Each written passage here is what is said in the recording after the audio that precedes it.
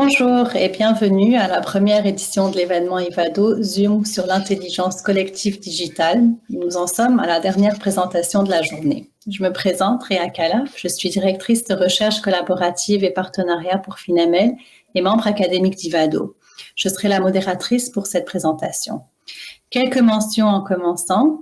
Je vous mentionnerai lorsqu'il reste 2 minutes à la présentation ou lorsque c'est le temps de la dernière question. Pour les questions, les participants peuvent laisser les questions dans le chat qui se trouve à droite de votre écran. Vous pouvez aller sur l'onglet questions pour laisser vos questions pour les présentateurs. Donc, il n'y a pas d'interaction audio avec la plateforme. La manière d'interagir est par le chat et je rapporterai vos questions aux présentateurs à la fin de la présentation.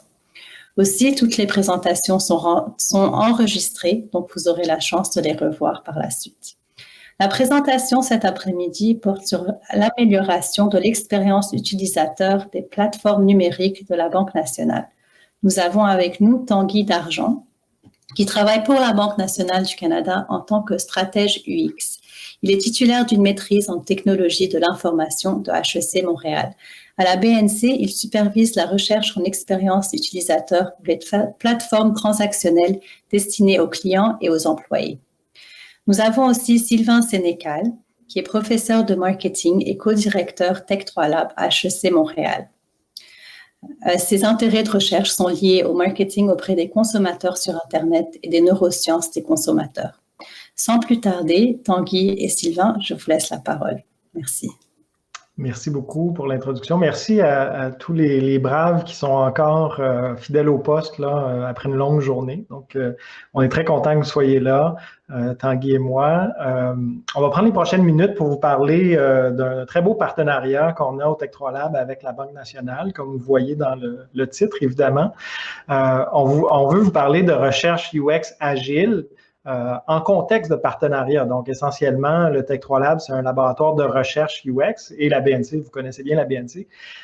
Donc, on va vous présenter ce qu'on fait dans le partenariat, puis on va illustrer ça avec un projet de longue haleine qu'on a mené avec eux dans une approche agile.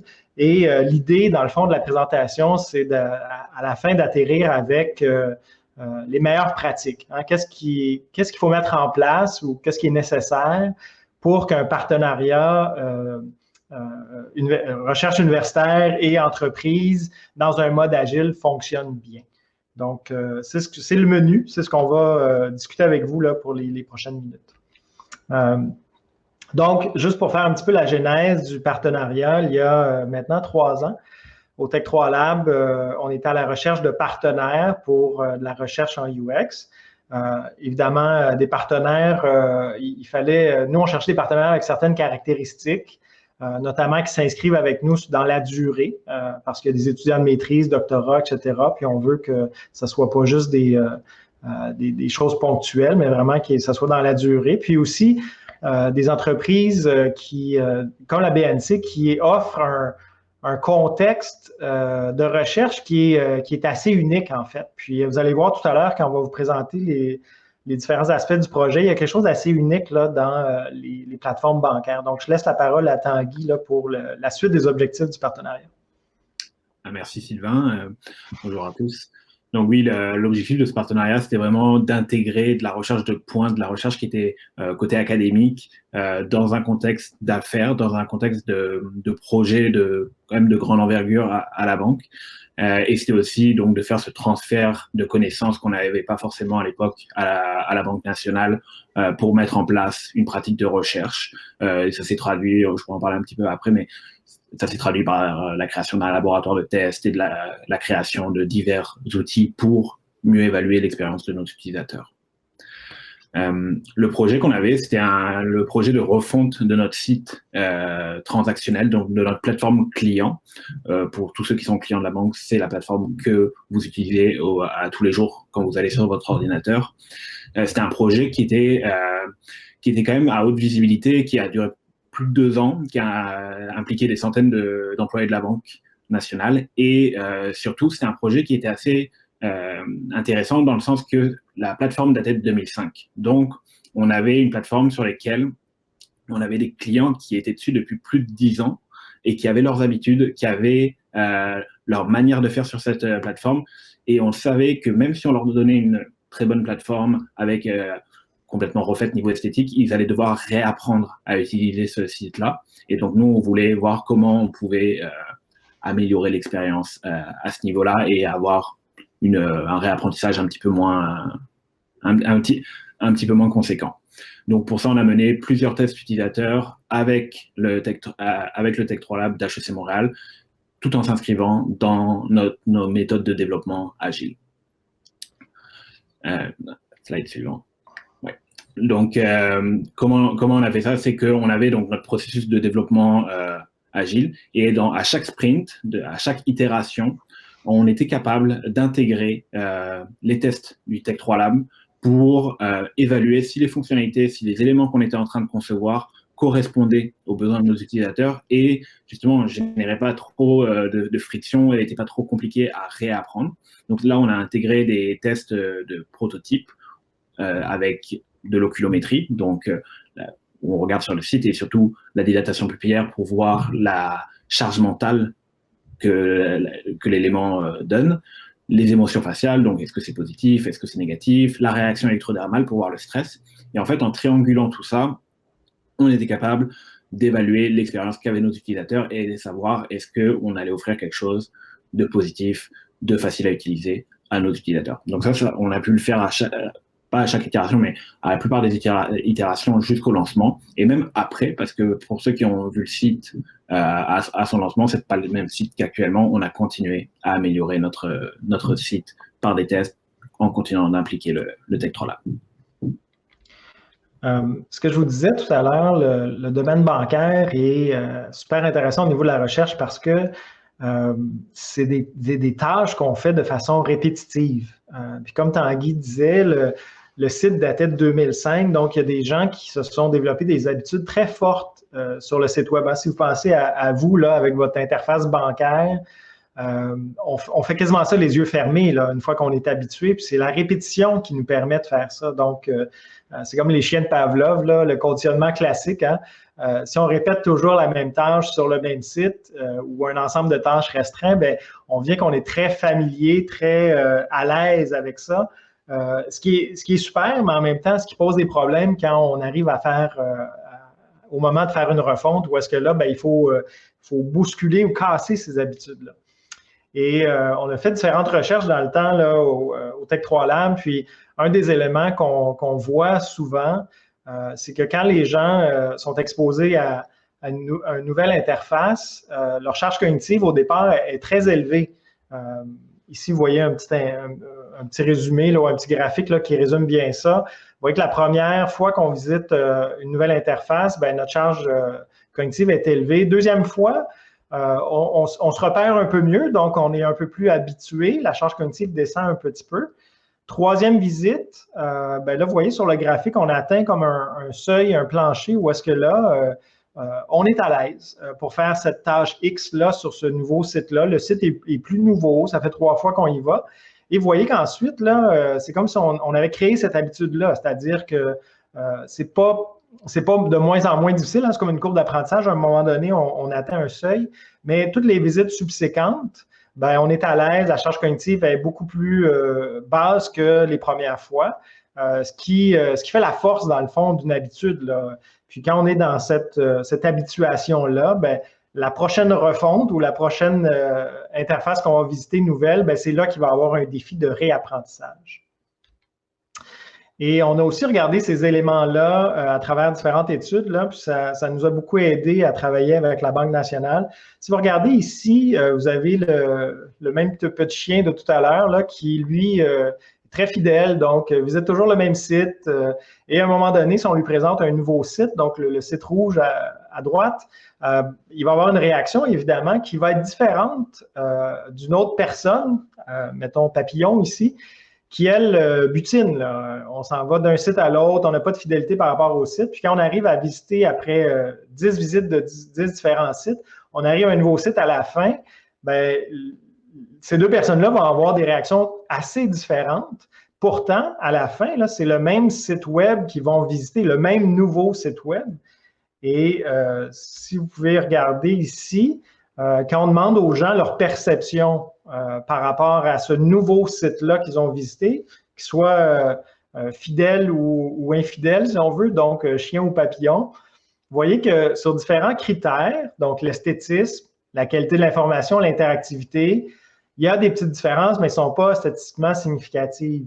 Par contre, l'endroit où est-ce que ça change, c'est dans la perception de facilité d'utilisation. Ceux qui utilisent toujours le même site, puis on leur présente un nouveau site, ils vont trouver ce nouveau site-là plus difficile à utiliser.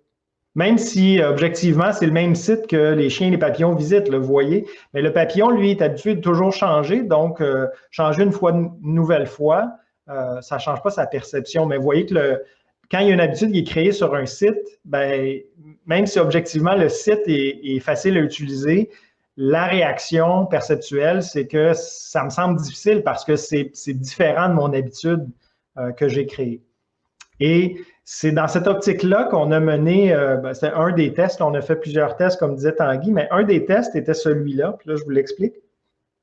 On demandait aux gens de venir au Tech3 Lab pour tester la nouvelle plateforme, la BNC, mais la première tâche qu'on leur donnait, vous voyez le petit 1 là, sur l'axe des X, ça, c'était sur le site actuel, donc le site qu'ils connaissent très bien, qui ont des habitudes formées sur peut-être plusieurs années.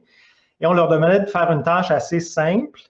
Et vous voyez qu'au niveau du temps de complétion de la tâche, ben, c'est le petit cercle bleu pâle, là, c'est bon, un certain moment. Et ensuite, les tâches 2, 3, 4, c'était sur la nouvelle interface, donc un prototype du nouveau site web qu'ils n'avaient jamais vu. Et là, ben, vous voyez qu'il y a encore une fois cet effet-là de courbe d'apprentissage, c'est-à-dire que à la première visite sur le nouveau site, donc si on veut la colonne 2, là, c'est très élevé, donc le temps de complétion est plus grand. Je refais faire la même tâche sur le nouveau site une seconde fois, le temps de complétion de tâche diminue. Et la très, très bonne nouvelle ici pour l'équipe de la Banque nationale et de Tanguy, c'est qu'une fois qu'ils avaient fait, la troisième fois qu'ils font la nouvelle tâche sur le nouveau site, bien, le temps de complétion est meilleur, donc plus bas que l'ancien site. Et pour beaucoup d'éléments nouveaux qui ont été introduits sur la nouvelle plateforme, on a fait ces tests-là pour, dans le fond, nous rassurer que la nouvelle plateforme performait mieux à terme que l'ancienne plateforme où est-ce que les gens avaient créé des habitudes où étaient très, très efficaces. Donc, même avec quelques visites sur un nouveau site, il devenait encore plus efficace que l'ancien site. Donc, comme disait Sylvain, on était content au niveau de l'efficacité. On a même reçu un prix Boomerang pour parler de l'expérience utilisateur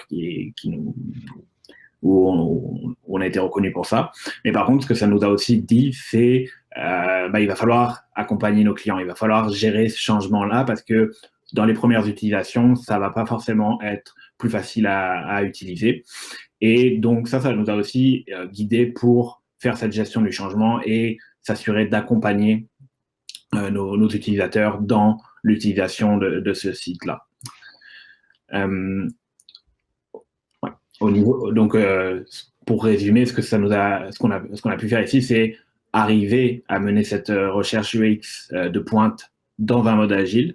Ça nous a permis donc d'avoir des insights sur est-ce qu'on est rassuré que ça va marcher. Ça nous a permis de nous aider à bâtir un petit peu nos méthodes de gestion du changement.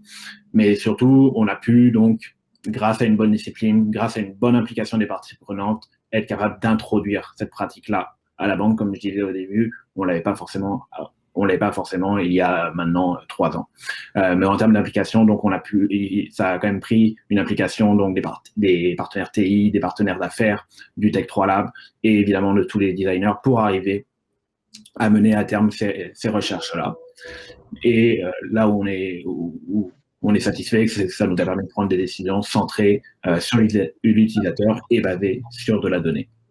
Et donc, à la fin, augmenter nos probabilités de succès et diminuer le risque de non-adoption des utilisateurs.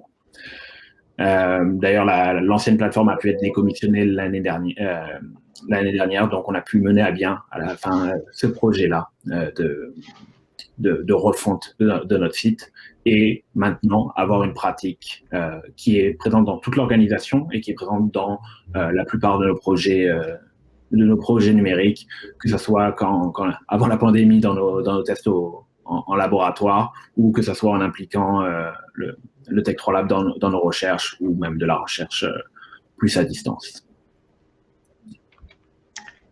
Merci beaucoup. Un des éléments qu'on a passé sous silence, c'est le fait que Tanguy était au Tech3 Lab quand il était étudiant, donc il a permis aussi de mettre en place ce partenariat-là quand il a transféré évidemment à la Banque nationale, ce qui était très intéressant évidemment la Banque nationale, mais aussi très facilitateur pour mettre en place toutes les activités qu'on a fait et qu'on fait alentour du partenariat.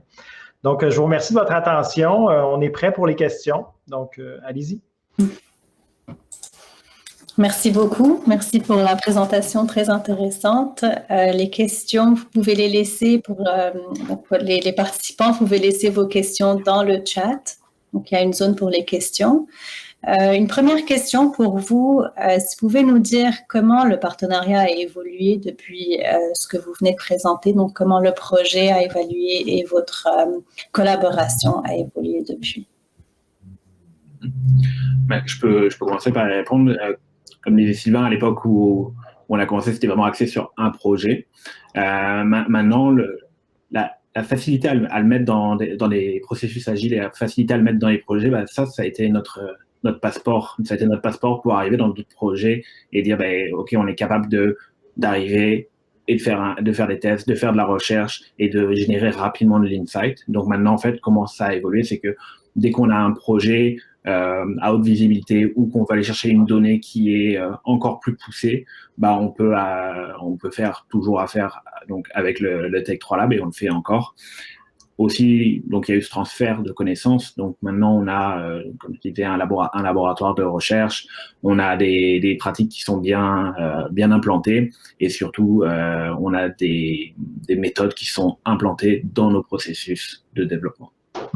Si je peux ajouter aussi, au niveau du Tech3 Lab, le fait que la Banque nationale ait des besoins agiles, nous, ça nous a permis, en fait, de mettre en place des processus agiles aussi, c'est-à-dire de pouvoir rouler des tests en recherche UX sophistiqués, si on veut. Hein. On a de l'équipement qui permet d'aller plus loin que juste des entrevues avec des utilisateurs.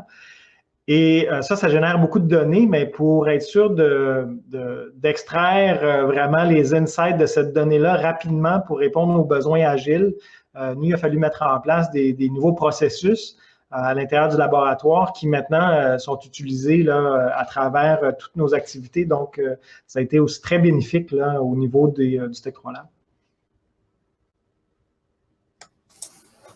Merci. Vous démontrez vraiment une belle collaboration à long terme qui continue aussi à travers tous les défis qu'on vit aujourd'hui. Donc, merci beaucoup pour votre temps. Nous n'avons pas d'autres questions. Donc, merci. Je vous remercie encore une fois. Je remercie tous les participants aujourd'hui et je vous souhaite une très belle fin de journée. Merci. Merci. Merci. Au revoir.